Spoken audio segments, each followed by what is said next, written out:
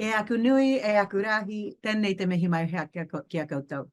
Kei te mea hoki hokainga o tēnei rohe arako ngai tu a huriri nā mihi nui. Kia ora koutou ko Kaila Colbin tōku ingoa, mori tu mori ora, tēnā koutou katoa. Hi, everybody. Welcome. Thank you so much for joining us for this fantastic impact session with Melissa Clark-Reynolds on Signals from the Future. My name is Kaila Colbin. It's my absolute privilege to be here. I'm the founder and chief executive of Boma. I'm not going to waste any more time. Let's welcome the wonderful Melissa Clark-Reynolds ONZM, an extraordinary futurist, a woman with extraordinary insights. We do this every 6 months where she shares the things that are kind of front of mind for her in terms of the signals that she's seeing. I'm going to stop talking and turn it over to you, Melissa. Atamari e mai tātou, mihi nui o te tauhou Pākehā kia koutou. Ko Melissa Clark-Reynolds tōku ingoa. So good morning. Thank you all for coming. It's lovely actually watching the chat come up. I see friends from Adelaide. I see people I know from the UK and all across Aotearoa, New Zealand. So I'm really looking forward to this. I always get a wee bit nervous as well because this is kind of like the little reveal into the things I'm thinking about. You'll notice a bit of a theme. If you've been to these before, you'll notice that this one's probably got more of a theme than any of the ones we've done before, and that there's sort of a strong AI focus.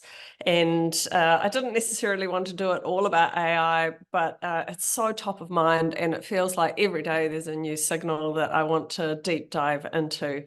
So let's jump on in, shall we? This idea of signals, for those of you who haven't been before, is this idea that the future is all around us, but it isn't evenly distributed. And that's a quote that comes from William Gibson, who is a science fiction writer. And what he was thinking about is this idea that the future pops up, and it comes up in small little signals that may turn out to be the future. And I sometimes like to think of this as being outliers. So we might have outliers from the future that you know, maybe it's the first time you see an electric car, or maybe it's the first time you get an AI chatbot talks to you. What's really important about these is they're not science fiction. What they're trying to be is we can think about little things that actually exist. So there might be a website that goes up, it might be a new business model, it might be a product that someone has launched. And in those, what we can wonder about is wonder if those might turn out to be the future. And alongside that, what we can do is we can start to think about what patterns might emerge. And so some signals I've been collecting for perhaps 10 years, and I'm watching to see if they turn into something over time. So the first one I'm going to talk about today is about alpha geometry. Alpha geometry is a new release out of Google. What's very interesting about this is this idea that with AI, what it's doing here with alpha geometry is it's both thinking what we call fast and slow. And so some of you may have read Daniel Kahneman's book on this. It's really interesting about how the brain, the human brain works. What we do is the thinking fast, we see patterns. And so a lot of what I do as a futurist is I'm looking for patterns, but then what we think about is the thinking slow, is the reasoning or the deliberate kind of rational thought, where we might understand why did that pattern occur. So we might see a pattern, but not necessarily understand what the pattern is, and then start to apply that pattern. What's very interesting about this alpha geometry work is that what we've seen here is that AI struggles to deal with really complex geometry and math so far. And there's a thing called the Geometry Olympiad, and they set complex problems for high school students to do.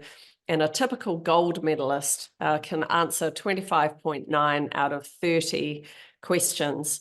And what's kind of exciting is that alpha geometry just got to the point where it can answer 25 of those 30 questions correctly.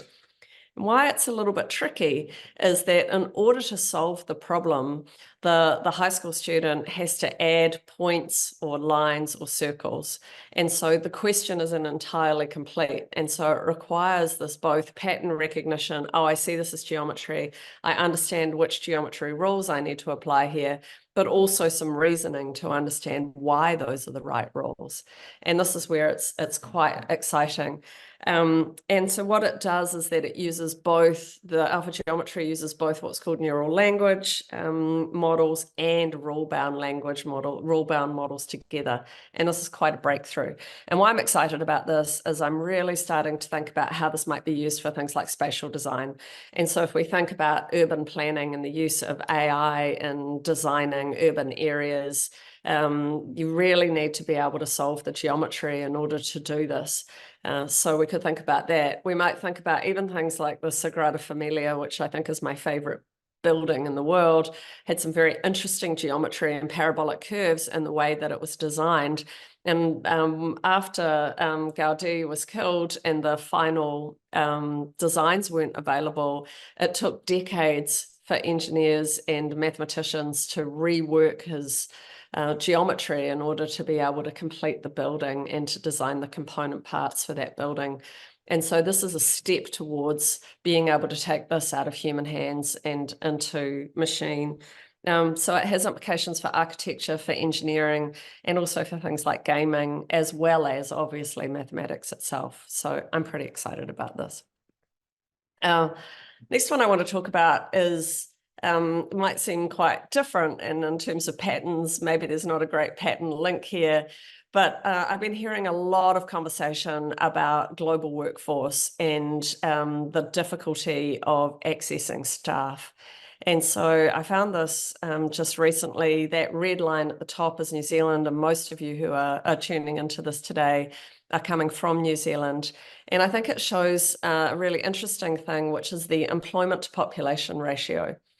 And so often in the past, when we've talked about perhaps the percentage of population employed, or we've talked about numbers of unemployed, there have been big pools of people who have taken themselves out of the calculation. So we might think about people who are at home with children, or we might think about people who are retired, and we might think about the unwell or people who can't work. And so sometimes it's not easy to compare across countries. What does unemployment statistics, or what do employment statistics show? And I think what we can really see here is over 20 years, we've seen a marked change in New Zealand in terms of the percentage of the population employed. And even with this very, very slight downturn that we've seen just in the last few months, we are still really at record levels of employment. And you can see, compared to the rest of the world, we have incredibly high levels of employment. When we think about implications of this, I've been doing a bit of work thinking about regional economic development. And in the past, regional economic development very much focused on how do I get jobs to my region so that I can grow my population. What's interesting here is that the regions really are fully employed. And so if we are creating jobs in regions, what we're thinking about doing then is that we have to be importing that workforce in order to fill those jobs. So we're not seeing large pools of unemployment. We do see some of that in the far north of New Zealand, but generally across New Zealand, what we see is very full employment. Now, what's also curious about this is we've had record inwards migration at the same time. So in the last period of time, we've had 200,000 new migrants come to New Zealand, and it coincided with that little drop, which was 20,000 less people in employment than we previously had at the peak. And so these dynamics between inwards migration and increase in population or increase in employment is a really interesting one, and has some big implications for how we think about both regional economic development, as I said, but also for the housing market, and also for what kind of income our people want. So New Zealand is not a high wage economy, particularly if we compare to some of the countries that have much greater reliance on intellectual property than we do. We have quite a high dependence on things like agriculture and tourism, which don't pay high wages. And so one of the issues that we have in New Zealand is as we add jobs, we're not necessarily increasing wealth for our population. The other thing that we should really take into account, and many of the analysts aren't thinking about, is just the sheer volume of people of working age in English-speaking countries who died during the pandemic. Now, New Zealand had the lowest impact of this group of deaths. In fact, for most of the pandemic, New Zealand had what was called negative excess deaths. So less people died than you would expect from all causes: road deaths, suicide, cancer, as well as influenzas and COVID. But that wasn't true for these other countries that we compare ourselves with. And so in the US alone, 1 million people of employable age died from the pandemic. And so what we also see is the squeeze on employment globally. So all countries are currently seeking high-value migrants, and all countries are seeking migrants to come and work in their economies. And so I think this is a very different dynamic than we've seen in the past, and I'm really curious as to how it's going to play out. The next one I want to talk about is weight loss drugs. Again, kind of may seem a little random comparison to those two, but the signal that I was really interested in is this one, that Novo Nordisk's disc became the most valuable company in Europe, toppling the big luxury Louis Vuitton company. And we've just really seen a lot of speculation in many fora about what the impact of these drugs will be. Interestingly, in the US, the data that's come out shows that the region in the US that has the highest use of these weight loss drugs is also the thinnest region in the US, and it turns out that it's New York City. So even though they've been designed for use in diabetes, and they're being used as weight loss drugs, there's still quite a lot of inequity in terms of who has access to these. And I wouldn't normally do 2 slides on one signal, but I found that every time I went back and had another look, there were more things emerging. And so this is an interesting thing where you could think about, you see a signal way back in September, and then start to see how that signal develops over time. And so there's a few things that I found. And so we're going to give you a pile of references at the end of this, and you'll also get a copy of the PowerPoint. So don't worry about screenshotting or anything, you will get this. So what we see is that we've seen some states stop paying for obesity drugs because the sheer cost of doing it and the popularity of these drugs is so great. What we also see so you can see that top right slide graphic that I have there just shows how fast the growth of this is.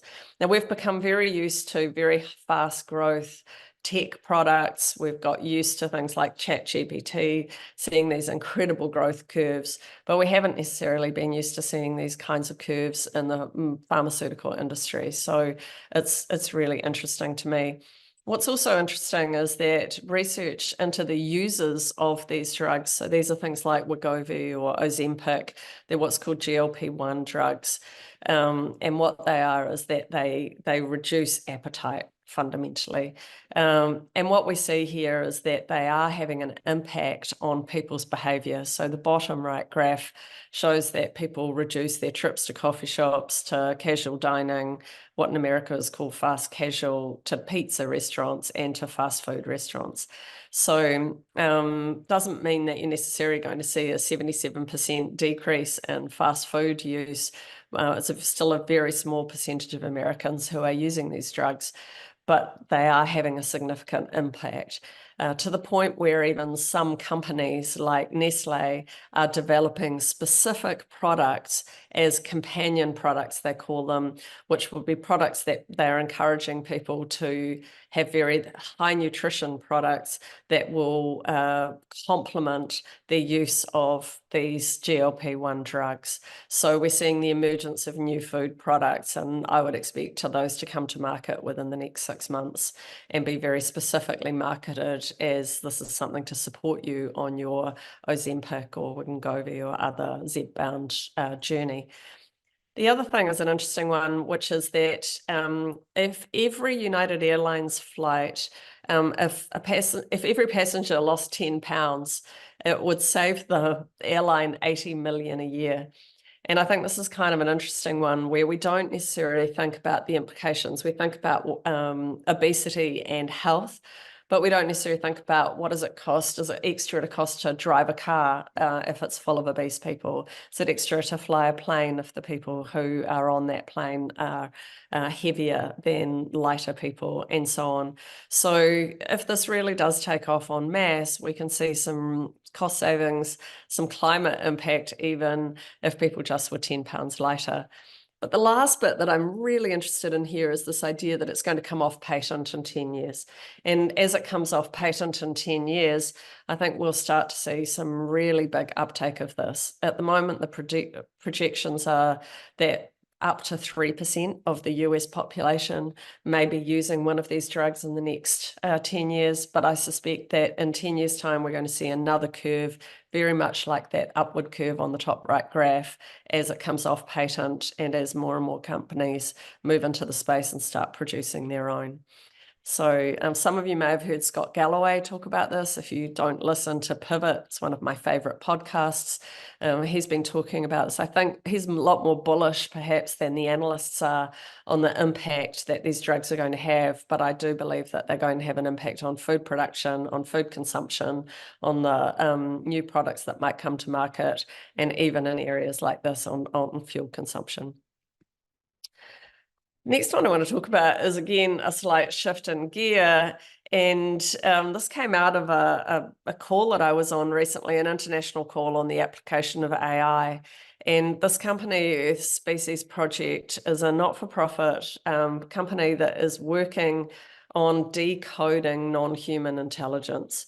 So when I went out and looked, I found multiple studies now in journals, and I've put a couple of those into the references, where companies have been doing things like decoding the sounds that pigs make when they're in piggeries, and they've found, not surprisingly, that if they listen, the AI can sort between whether a pig is happy or unhappy, whether it is got any issues with, perhaps it's fighting with its neighbours, or whether it's worried about its piglets. So there's a whole lot of work, interestingly, being done on decoding pig language. There's also a number of projects that have done the same with mice, and are now using AI to try and understand what it is that mice are saying to each other. At the same time, this ESP project is really trying to do its pan-species. So they're looking at decoding, whale song, looking at decoding bird song, and that we come back to the alpha AI that I was talking about earlier. We think AI is really good at looking for patterns. And so the pattern piece will be able to be done with current AI, but I can see where this use of both thinking fast and slow in AI may well to help us to understand not just the patterns in the words or the patterns in the sounds, but also perhaps the reasoning underneath.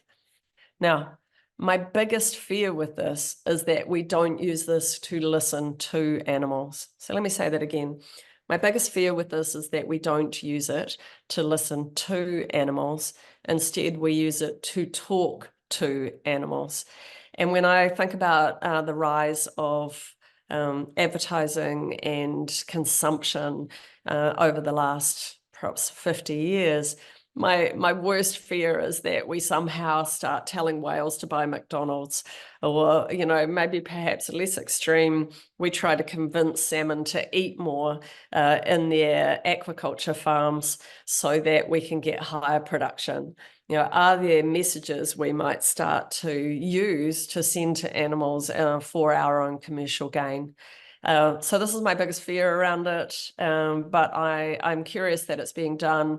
AI certainly allows us to speed up the process of the pattern recognition, and then to look for patterns and to understand how these sound patterns might work. Not yet very good at visual patterns. We know from watching many animals that there are visual patterns, dances, and so on, that are part of the communication stream. So still a long way to go on that. but I'd like to make sure that this has a use for good. And some of you who may have been to some of my AI talks that I've given, I've said to me, one of the things that really concerns me is that we are using AI in order to replicate ourselves. And I've been very interested in, how might we approach something like water restoration or stream restoration if we could AI a tuna, AI an eel, and ask the eel how the stream should be restored. And so the bit that gets me excited about this project, this ESP project, is it could allow us to open up other intelligences. It could allow us to interrogate a polar bear as to what the polar bear really understands and sees about climate change and what we should do about it. So like all of these things, the present is messy and contradictory. The future will be too. And so, we might be a force for good, or it could be a force for capitalism, consumption. It's too soon to tell.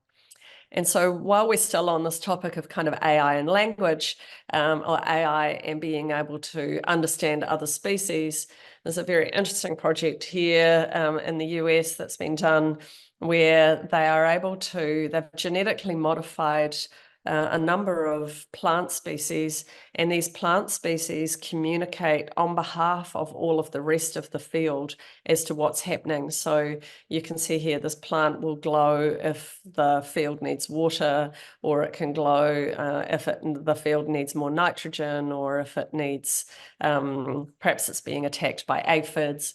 So the plant is able to, or the plant's been able to be read in a sense through these glowing genetics that are there.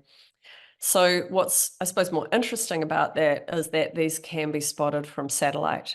And so what we start to see is the use of satellite tech has been advancing in agriculture at a great rate over the last few years. But this idea of having indicator plants that can glow and can communicate to the satellite that this field needs nutrients or is thirsty or whatever it is. Now, I want to be clear here. I'm not saying that the genetic engineering is good or bad. That's not what I'm trying to get across here.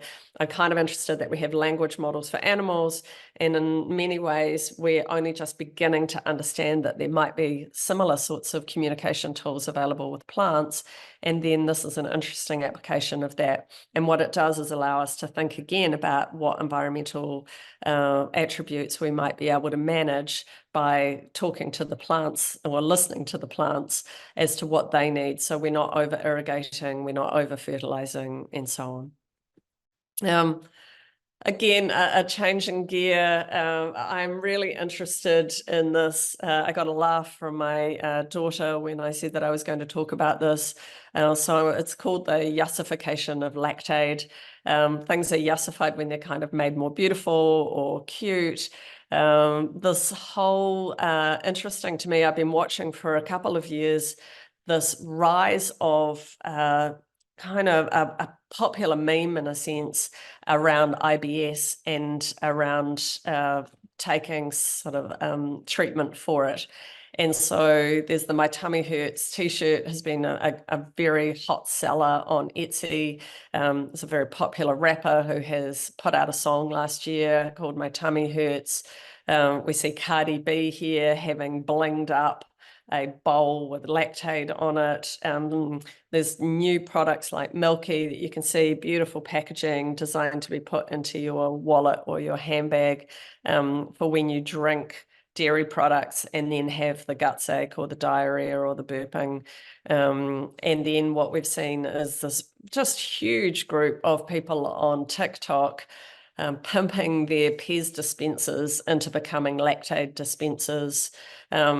Earrings, I just was overwhelmed by how many earrings were available that either said, hot girls have IBS or live, laugh, lactate. And then a Jewish deli in New York that's just as dairy that has a lactate dispenser at the counter. And so for those of you who don't know what lactate is, it's an enzyme basically that you can take if you can't deal with lactose, and it helps to prevent all of the burping and the farting and the diarrhea and everything. Of course, my wonder is, well, why eat the product? Do you know, like, if it makes you sick, go eat something else. But clearly things like pizza and milkshakes and these are all very popular, ice cream, cheese, very, very popular food groups, very hard to get away from often. But so this kind of popularization and glamorization of a stomach upset, and a stomach upset that is actually quite avoidable. I find it really interesting and curious. So you can see this idea that signals are kind of things that you look at and you start to wonder, what am I not seeing here, or where is it going? So again, interesting that it started with kind of one signal for me, started to see more and more of this around me. And then I went down a rabbit hole to see what was going on with lactate.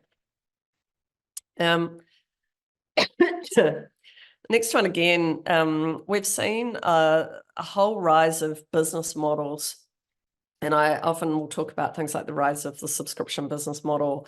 So here, what is very interesting to me is this company, A24, is a film promotion company, and it's doing merch that is very specific to the films that it owns the rights to. And so it put out the Priscilla movie, and you expect the usual T-shirts and things in terms of merch.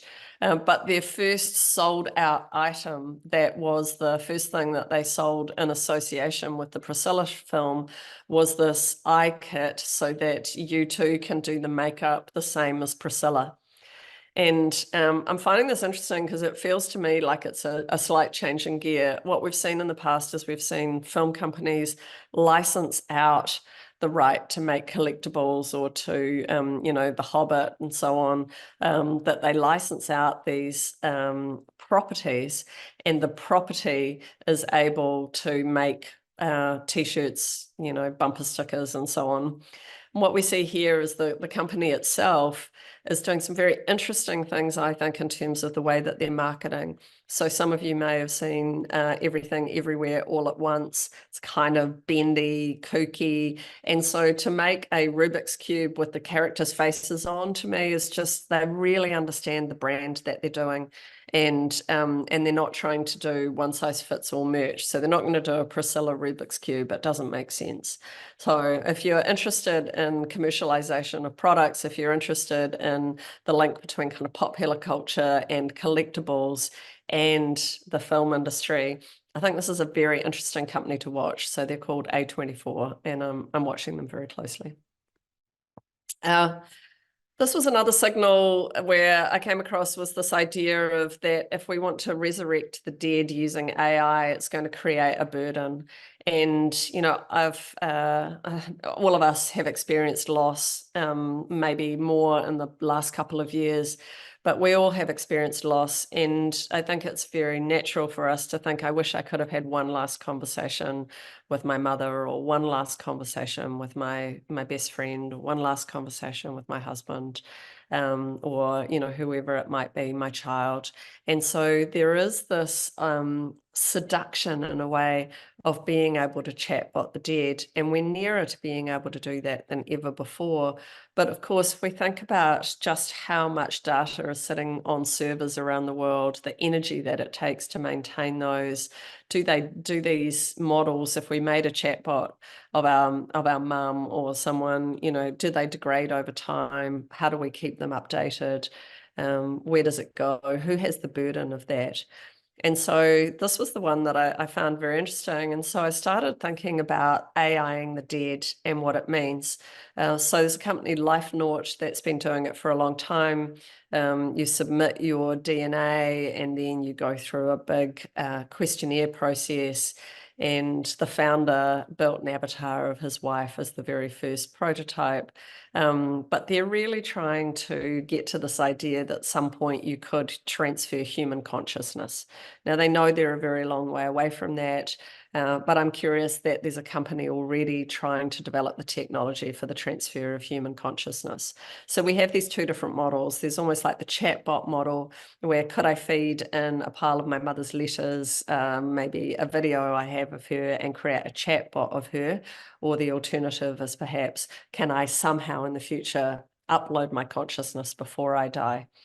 Related to that, which I think is kind of more important to us perhaps in our daily lives, is many of you will have seen how they resurrected Carrie Fisher to be Princess Leia in the Rise of Skywalker film. And there was some upset, should this be okay or not? Do we want AI actors in our screens?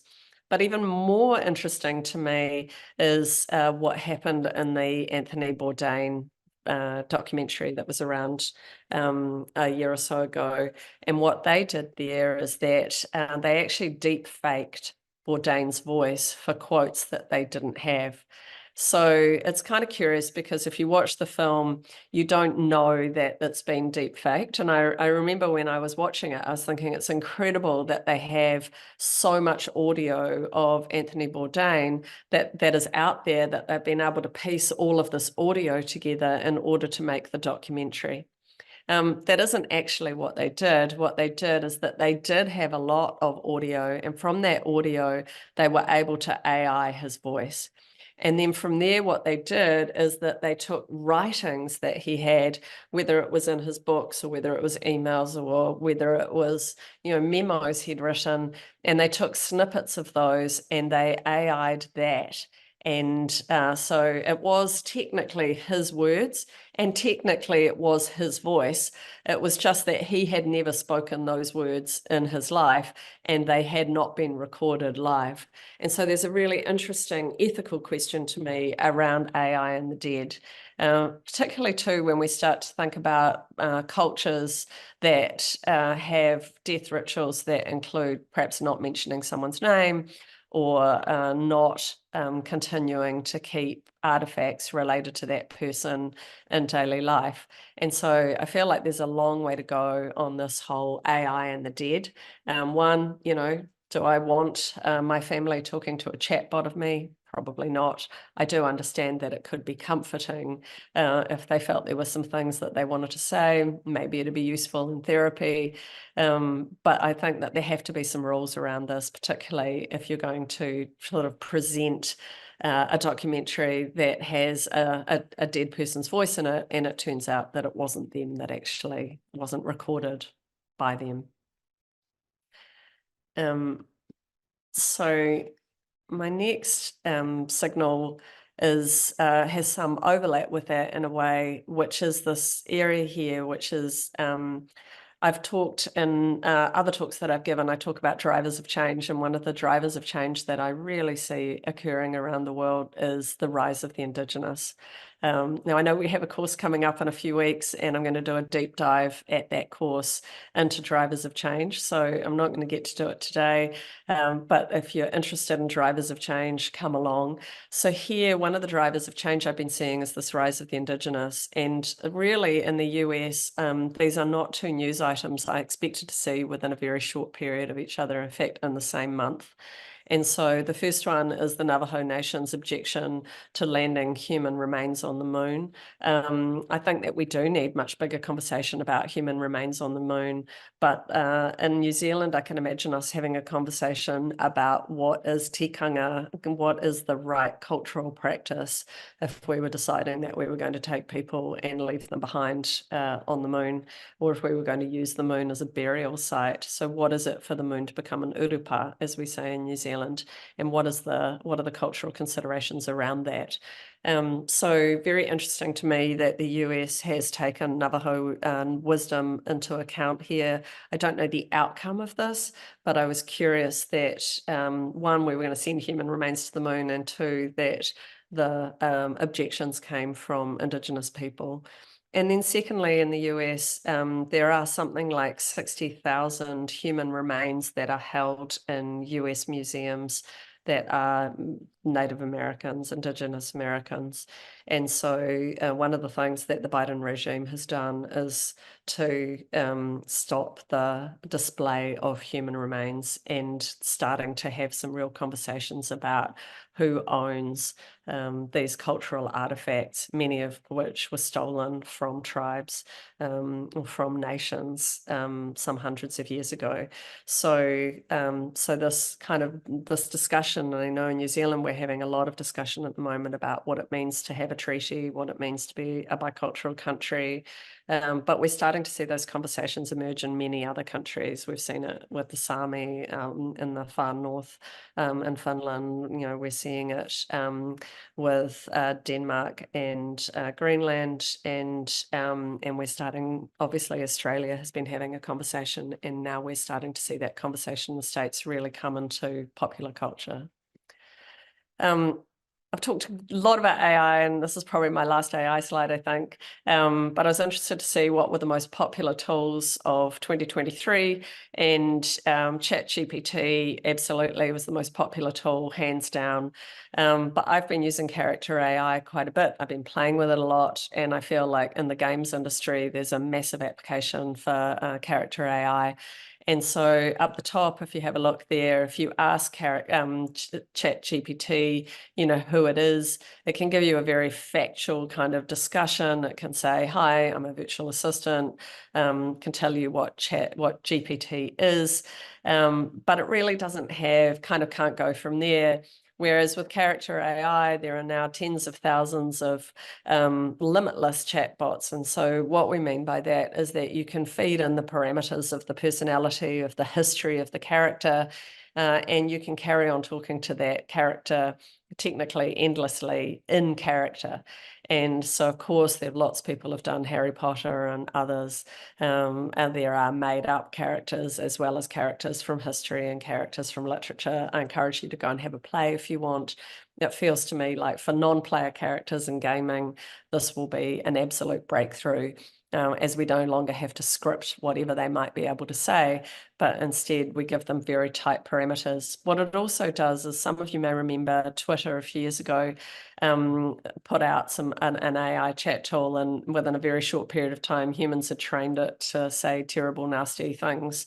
What these allow is, because the characters are completely locked down in a sense, they know whether this character would swear or not. They know whether this character is racist or not. They know whether this character exhibits particular gender characteristics or not, and so on.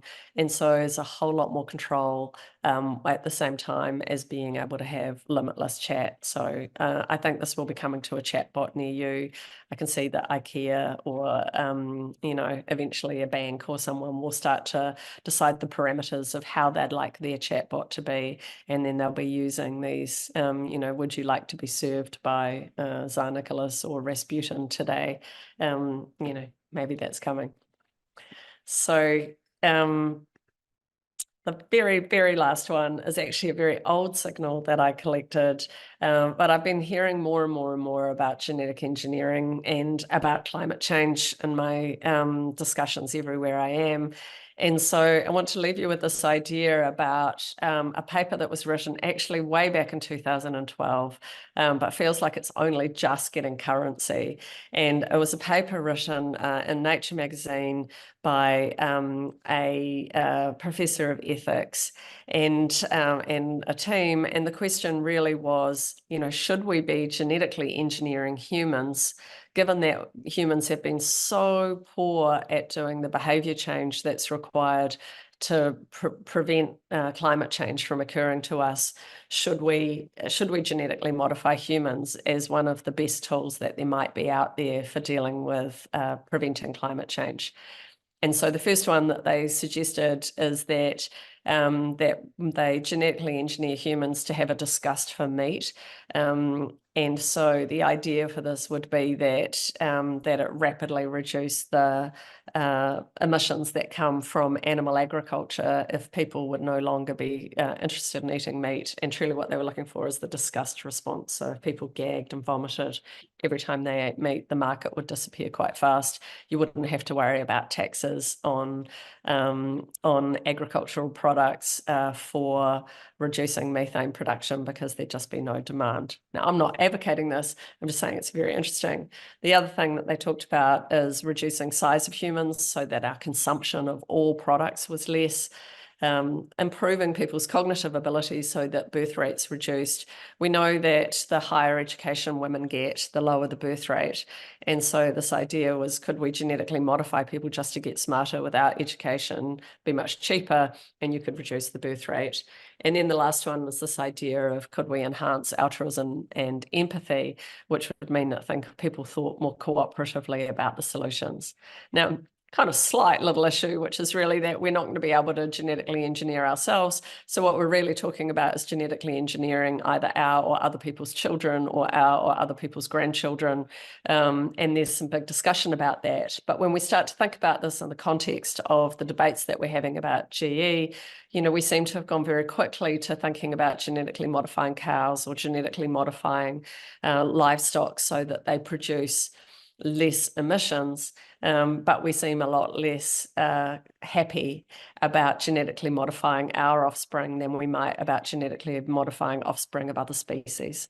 So I want to just leave you with that as my last thought, and then I'm going to open back up to questions. I can see that there's a pile of comments and questions there, and really just to encourage you that the direct answers to any of these questions aren't what's important. What's important is to be scanning across all sectors and to be really kind of going, this is curious. And then, for me, how do these things fit together? How does genetic modification fit together with talking to whales? How does the reduction of obesity in human beings relate to how we might think about satellite tracking of messages that might come from plants, and so on? So thank you so much. Mihi nui kia koutou. Kia ora. Right. Thank you, Melissa. That was spectacular, as always. So thought-provoking, so much going on. Team, I've seen a whole bunch of comments come through. We do have at least one good question in there in the Q&A. Please do share your questions. We will get to them just shortly. Before we get into that, Melissa, a couple of things that came up for me as you were going through your presentation. One is I wanted to share two things I wanted to share with you. One is in your original comment about alpha geometry and that combination of kind of semantic and rules-based AI. And it's sometimes hard to fathom because, semantic AI or AI in such as ChatGPT is so good at seeming to understand. Yeah. And the really critical thing is to realize it doesn't understand anything. Right. So it has no inner model of the world or anything like that. You know this, of course, already, but this is just kind of me downloading my thoughts for the community. And I think one of the best examples that I've seen recently that is just like, I sort of can put the words you're saying together in a way that makes it seem like I understand, but I have no clue. There's a prompt for, this wasn't ChatGPT, I think it was Midjourney. I'll read you the prompt and then I'll show you the image. Awesome. So the prompt is, old wise man hugging a unicorn, soft light, warm and golden tones, tenderness, gentleness in the style of Michelangelo, and then a few specs in terms of how it should render this image. And here is what it came up with. See if you can spot the difficulty. So just no model of the world at all, right? No concept that this unicorn has speared this man and somehow he's still happy and has no blood coming out or anything like that. So that was the first thing that came to mind when you were talking about the alpha geometry.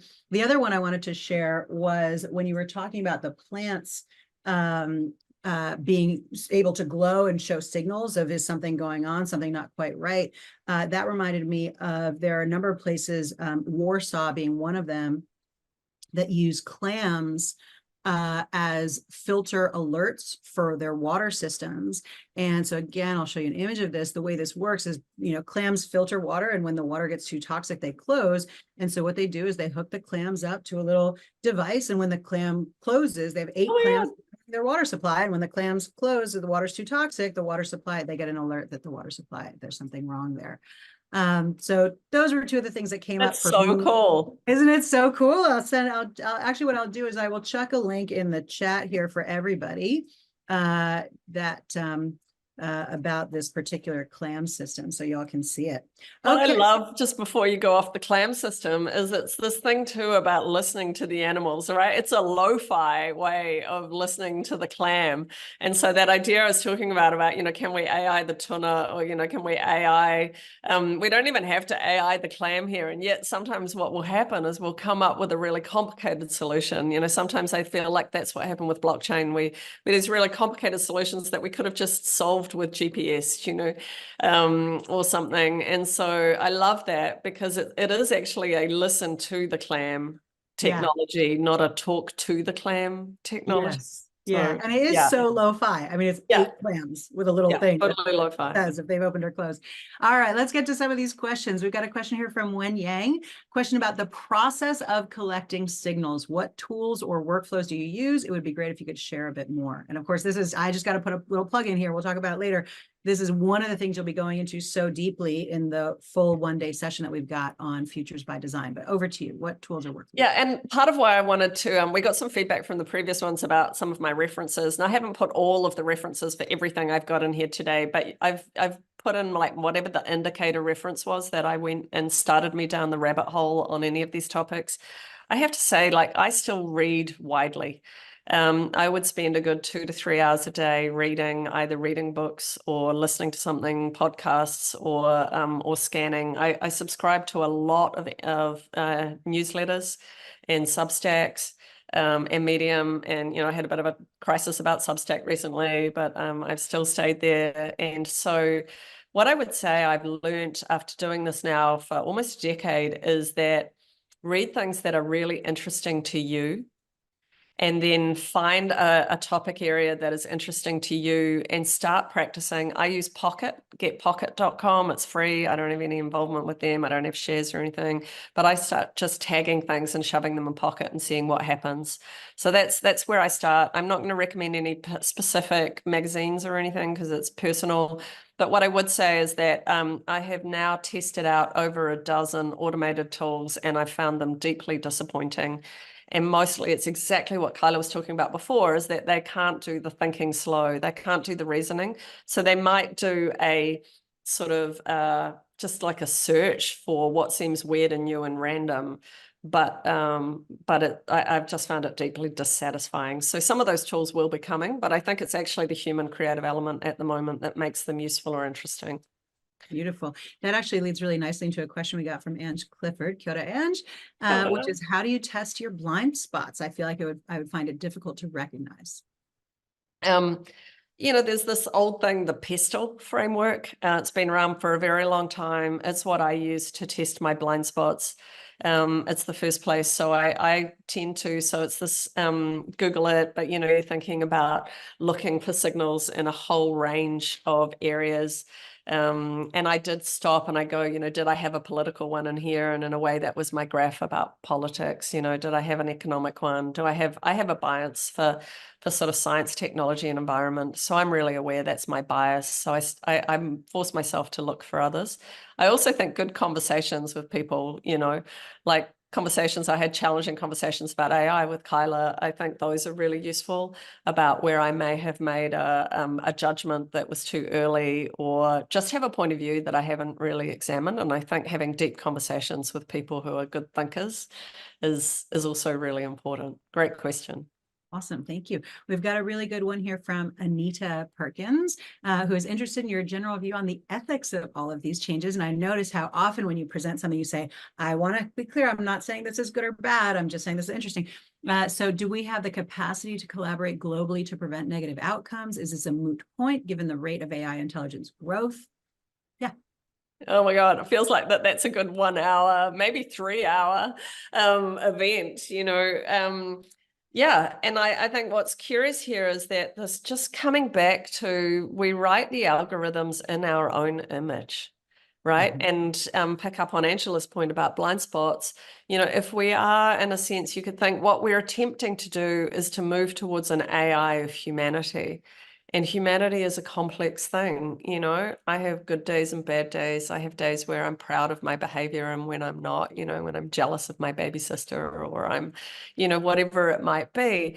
And so, you know, there are some really big conversations for us to have about, are we AIing all of humanity? Are we AIing the aspects that we think are good or bad? I do think this is a 3-hour conversation, but I think it has to be had. And it may take us 10 years to have that conversation. But I come back to when we discovered it as a globe, you know, we discovered that refrigerants were causing the hole in the ozone layer. The world was very quick to regulate it. Now, there were still some rogue states who decided that they were going to carry on using those CFCs and things, but at scale, the world was prepared to regulate against a common danger. And so I have faith that at some point we're willing to have these deep conversations about common dangers. Now, climate change, it might have taken us 50 years, so hopefully it's a little faster than that. Beautiful. I just want to acknowledge Sunil had a very similar question here about morality and the role of regulation on the development of AI. Just before we have, I think, time for maybe a couple more questions. Before we do, I do just want to take a moment and talk briefly about the session we have coming up with you. It is on the 6th of March. It's a one-day session on Futures by Design. It's happening in Te Whanganui-a-Tara, Wellington.